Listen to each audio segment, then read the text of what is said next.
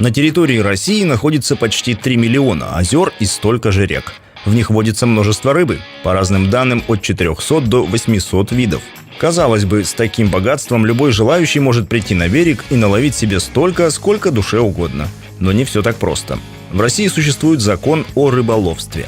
Он охраняет рыбу от уничтожения и помогает разделить любительскую рыбалку и браконьерство.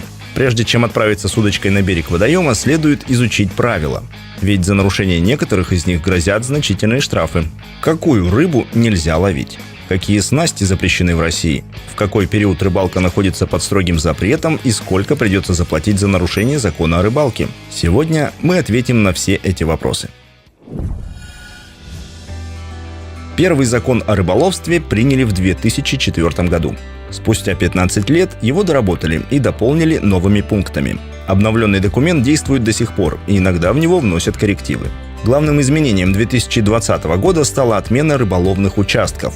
Если раньше за рыбалку в водоемах нужно было платить, то теперь в этом нет необходимости. Все водоемы, реки, озера и водохранилища, которые принадлежат стране или региону, стали общедоступными. Платить придется только если вы хотите рыбачить с большим комфортом – за аренду лодки, гостевого домика или снастей. Особые рыболовные участки остались лишь в некоторых районах Сибири, Севера и Дальнего Востока. Здесь они нужны, чтобы сохранить наиболее ценные виды рыб. Также нельзя рыбачить в частных искусственных водоемах, на охраняемых территориях, например, заповедниках, и в аквакультурных хозяйствах, специальных местах, где разводят и выращивают рыбу. Если вы выбрали место, то самое время подумать о снастях. Не все из них одинаково законны. Так, в России запрещается ловить рыбу с помощью электроудочки, взрывчатки или химических веществ. Все это наносит непоправимый урон экосистеме водоема, травмирует и уничтожает большое количество рыбы. Например, при ловле электроудочкой браконьеры собирают лишь крупных особей. Остальная рыба, пораженная током, тонет или наоборот всплывает. Иногда ее уносит ветром или течением. От влияния электроудочки гибнут мальки, икра, моллюски, рачки и микроорганизмы, без которых жизнь в водоеме нарушается. В некоторых случаях гибнут и сами рыбаки, если они неправильно обращаются с электрической снастью или из-за ее неисправности. Кроме того, в России нельзя использовать рыболовные сети. Причем на самые браконьерские жаберные сети вводится тотальный запрет. Их нельзя изготавливать, продавать, покупать и даже ввозить из других стран. Дело в том, что от этих сетей страдают водоплавающие птицы и животные. Утки запутываются в них и погибают. Однако есть регионы исключения. Ловить сетями можно в Сибири, Дальнем Востоке и на Севере. Это более 30 регионов. Такое разрешение связано с особенностями уклада жизни местных народов. Во время непродолжительного лета люди должны заготавливать рыбу на весь год.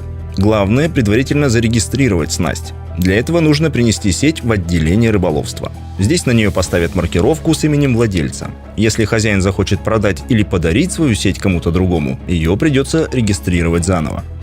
Для любителей подводной охоты также есть ограничения. Запрещается нырять с ружьем возле пляжей, использовать эхолоты или охотиться с аквалангами и другими дыхательными аппаратами. С чем тогда отправиться на рыбалку? Одному рыболову можно взять с собой до 10 жерлиц и кружков, 3 раколовки и не больше 5 удочек и спиннингов. Также можно использовать переметы, подъемники и черпаки. Для фотоохоты разрешается применять специальное пневматическое ружье. А если вы планируете рыбачить на лодке, ее нужно зарегистрировать. Еще одно важное правило – ловить рыбу можно, но не больше нормы. В разных регионах она может отличаться. Так, в Московской области один рыбак имеет право поймать до 5 килограммов рыбы. А в Алтайском крае, Астраханской, Нижегородской и Волгоградской областях в 2 раза больше, то есть до 10 килограмм на человека. Кроме того, есть ограничения и по количеству рыбы. Например, в бассейнах Черного и Азовского морей рыбак может выловить только 2 судака. В Нижегородской области и Алтайском крае 3 рыбы этого вида, а в Псковской области целых 5 судаков. В России запрещено ловить рыбу, которая занесена в Красную книгу. Данные в ней обновляются раз в 10 лет. Кроме того, существуют региональные запреты. Например, в Астраханской области нельзя ловить форель, осетра, стерлядь, хариуса и тайменя. А в Ямало-Ненецком автономном округе запрещено ловить полузапорами ерша, щуку, езя, леща, плотву, карася, окуня и ельца. Обратите внимание и на время года.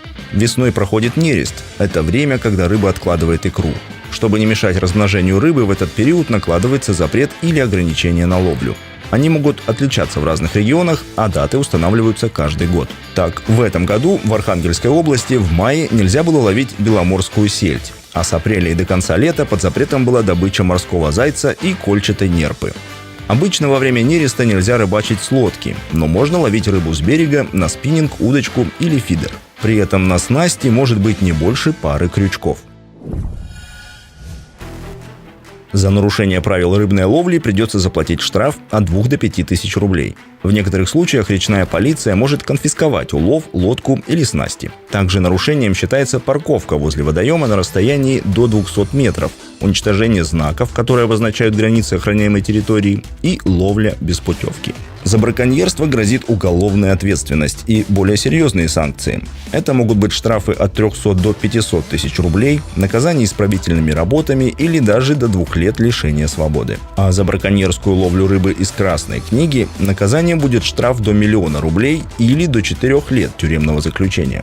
Важно помнить, что помимо федерального закона действуют и региональные ограничения. Так, в Ямало-Ненецком автономном округе с 1 сентября этого года начали действовать правила для западносибирского рыбохозяйственного бассейна. Они расширили возможности для рыбной ловли. Теперь жители региона получили законное право на вылов так называемой белой рыбы – сига-пыжьяна и пеледи, которую на Ямале называют сырок. В сутки здесь рыбаку разрешено ловить в общей сложности до 20 килограммов рыбы. А еще местным рыболовам позволили увеличить сеть из 25 метров до 30. Однако их по-прежнему нужно маркировать. Измененные правила будут действовать в течение 6 лет. Они позволят представителям коренных народов Севера добывать рыбу в рамках любительского, а не традиционного рыболовства. Это значит, что им не придется получать дополнительные разрешения и предоставлять отчет по итогам своей рыбалки. Любой рыбак знает, что самое важное в рыбалке – это сам процесс.